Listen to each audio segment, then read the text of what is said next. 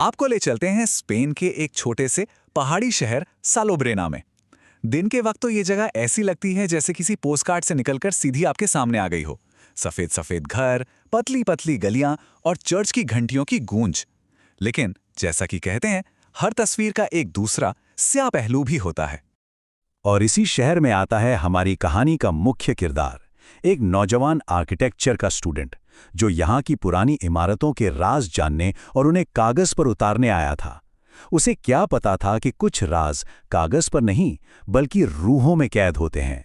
वो तो बस इतिहास के पन्ने पलटने आया था, लेकिन उसके हाथ लगती है एक ऐसी कहानी जो दफन होने को तैयार ही नहीं है। एक ऐसी किंवदंती जो उसे अपनी अंधेरी दुनिया में खींचने के लिए बेचैन है। तो हमारी कहानी शुरू होती है एक ऐसे शहर से जिसके दो चेहरे हैं। आइए जानते हैं सालोब्रेना की इस बेचैन कर देने वाली खूबसूरती के पीछे आखिर क्या राज छुपा है। देखिए, सालोब्रेना के दो रूप हैं। दिन में ये शहर एकदम खूबसूरत और जिंदा दिल लगता है, पर जैसे ही रात होती है ना, वही गलियां एक अजीब खौफनाक खामोशी में डूब जाती हैं। सड़कें सुनसान और हवा में एक अजीब सी ठंडक महसूस होती है। तो मिलिए मैटियो गुरेरो से, सिर्फ 19 साल का लड़का, मैड्रिड से आया एक होनहार आर्किटेक्चर स्टूडेंट जो सालोब्रेना की सदियों पुरानी इमारतों पर अपनी रिसर्च करने आया है। एक शाम शहर के चर्च से लगे एक पुराने कब्रिस्तान में घूमते हुए मैटियो की नज़र एक टूटे हुए शादी के मेहराब पर पड़ती है, और वो नोटिस करता है कि उस मेहराब के नीचे की मिट्टी बाकी जमीन से ज्यादा काली है। एक अजीब सी बात थी, पर उसने ज्यादा ध्यान नहीं दिया और आगे बढ़ गया। और बस यहीं से असली खौफ की शुरुआत होती है। कहानी में अब अलौकिक घटनाओं का सिलसिला शुरू होता है। पहले तो सिर्फ हल्की आहटें सुनाई देती हैं, और फिर वो एक दिल दहला देने वाला नज़ारा बन जाती हैं। उस रात के बाद मैटियो के साथ अजीब अजीब चीज़ें होने लगती हैं। जैसे रात में उसके कमरे के बाहर किसी के चलने की धीमी धीमी आवाज़ आना। कभी ऐसा लगता जैसे कोई पत्थर पर कपड़ा घसीट रहा हो। एक बार तो उसे गली के आखिर में एक सफ़ेद परछाई सी दिखी, जो पलक झपकते ही गायब हो गई। और फिर उसके गेस्ट हाउस के बाहर गीली मिट्टी से बने पैरों के निशान, जो सीधे कब्रिस्तान की तरफ जा रहे थे। अब कोई भी होता तो डर जाता, पर मैटियो उन निशानों का पीछा करते करते वापस उसी कब्रिस्तान पहुंच जाता है। सोचिए, रात के 2 बजे वो टूटा हुआ शादी का मेहराब, और घने अंधेरे में एक साया उसका इंतजार कर रहा था। आखिर कौन था वो? जैसे ही मैटियो थोड़ा पास गया, वो साया उसकी तरफ घूमा। उसका चेहरा एकदम हड्डी की तरह सफेद था, और उसकी आंखों की जगह बस एक भयानक खालीपन था, एक अंधेरा गड्ढा। और उसके गालों पर सूखे खून के धब्बे थे, ठीक वैसे जैसे किसी ने खून के आंसू रोए हों। ये खौफनाक नज़ारा आखिर था किसका? इसके पीछे छिपी है इसाबेला की किंवदंती। साल 1889 में शादी के दिन हुई एक ऐसी ट्रेजेडी जो इस भूत की पूरी असलियत बताती है। तो बात है 1889 की। इसाबेला रोमेरो नाम की एक लड़की की शादी हावियर मोरालेस से होने वाली थी। शादी की रात सब मेहमान आ गए, पूरा शहर इकट्ठा हो गया, लेकिन दूल्हा हावियर कभी आया ही नहीं। पता चला कि वो तो किसी और औरत के साथ शहर छोड़कर ही भाग गया था।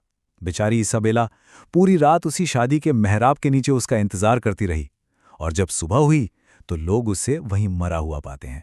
उसकी मौत सदमे और टूटे दिल की वजह से हुई थी।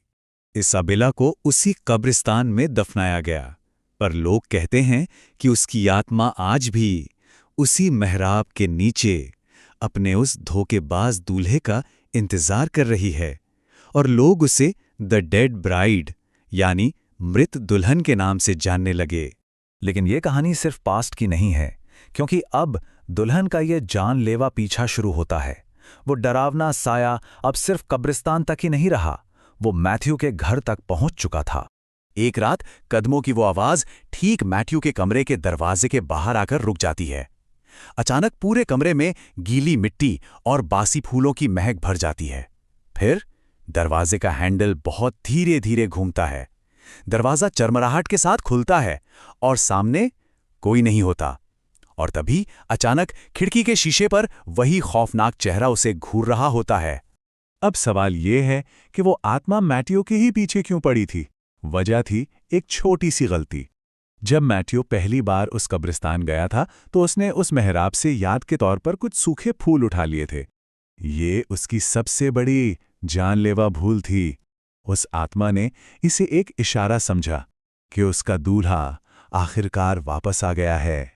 बुरी तरह डरा हुआ मैटियो भागकर शहर के पादरी के पास जाता है और पादरी उसे एक सीधी और भयानक चेतावनी देता है, तुम्हें तुरंत ये शहर छोड़कर चले जाना चाहिए। वो आत्मा अब तुम्हें कभी नहीं जाने देगी। और अब कहानी पहुंचती है अपने आखिरी और सबसे दुखद मोड़ पर। दूल्हे का अंतिम अंजाम क्या हुआ? यहां जो सिर्फ एक किंवदंती थी, वो अब हकीकत बनने वाली थी। मैटियो पादरी की बात सुनकर फौरन अपना सामान पैक करने के लिए दौड़ता है, लेकिन तभी बाहर जोरों का तूफान शुरू हो जाता है और उसके घर की बत्तियां टिमटिमाकर बंद हो जाती है। और फिर बिजली की एक कड़क के साथ दुल्हन का वो भूत मैटियो के ठीक सामने उसके कमरे के अंदर खड़ा था। गेस्ट हाउस का केयरटेकर मैटियो की एक जोरदार चीख सुनता है। वो दौड़कर उसके कमरे में जाता है, लेकिन तब तक बहुत देर हो चुकी थी। कमरा पूरी तरह खाली था। मैटियो गायब हो चुका था। कुछ घंटों की तलाश के बाद मैटियो की लाश मिलती है। कहां? उसी कब्रिस्तान में, ठीक उसी शादी के मेहराब के नीचे। उसका पूरा शरीर गीली मिट्टी से सना हुआ था। और इसी के साथ ये डरावनी किंवदंती पूरी हो जाती है। मृत दुल्हन को आखिरकार अपना दूल्हा मिल ही गया और वो उसे हमेशा हमेशा के लिए अपने साथ ले गई।